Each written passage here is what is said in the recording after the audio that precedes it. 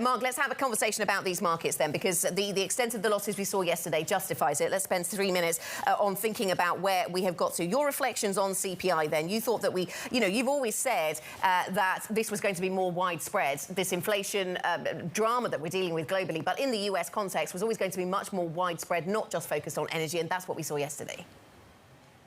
Yeah, look, I think that the data has been very clear for some time that inflation is, as you say, Anna, widespread. It's got a big breadth in the numbers, and it's in those services components. It's in those demand-side components. Remember, the CPI basket is majority services, not goods. And people are kind of hoping that, oh, energy prices are going to come down. That's going to supply the inflation problem. We passed that point probably about 6 months ago where we could rely on commodity prices to come down. And then we got the war. So we were already beyond that, and then we got the war, made that worse.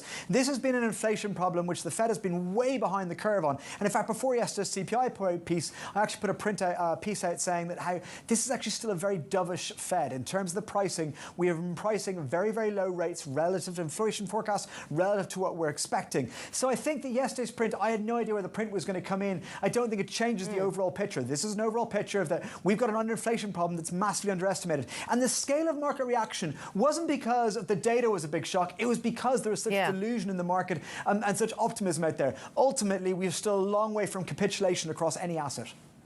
OK, so maybe we'd fallen for those pivot narratives a little running into this data. What about where the dollar heads from here? Because on that subject, there have been a lot of people talking about, well, maybe we've seen peak dollar running into this print, and then it didn't look that way.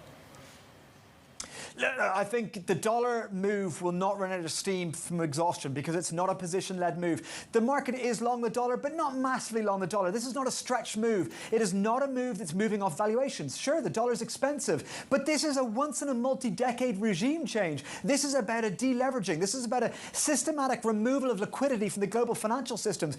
And it's only just starting. The Fed is only just beginning to accelerate QT. QT hasn't even started in many countries around the world. So that removal of liquidity is at the early stages. It's going to get an awful lot worse, and that ultimately means a retrenching to the dollar. And the dollar is one extra component going for it. We're in a global energy crisis, and the US is the world's largest producer of oil and gas.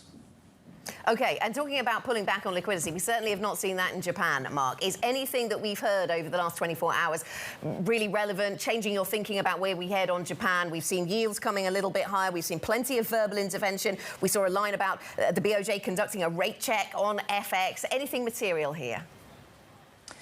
Not really. It means that we're getting to the rate check stage. We're going to get to more two-way volatility. But dollar-yen's going to keep on going higher till the BOJ capitulates on its yield curve control. And I don't think that's too imminent. So I think this dynamic's going to play out for the next few months. And I think that ultimately dollar-yen's going to see much higher levels. If they try to come and intervene, if they actually intervene in the market and sell dollar-yen, and sure, they might drop at 4 or 5 big figures. If dollar-yen goes back to 137, 138, you're going to have the whole FX trading world go mine and excitedly buy every dollar-yen they can. Because they know the BOJ will lose until they change policy to support their FX stance.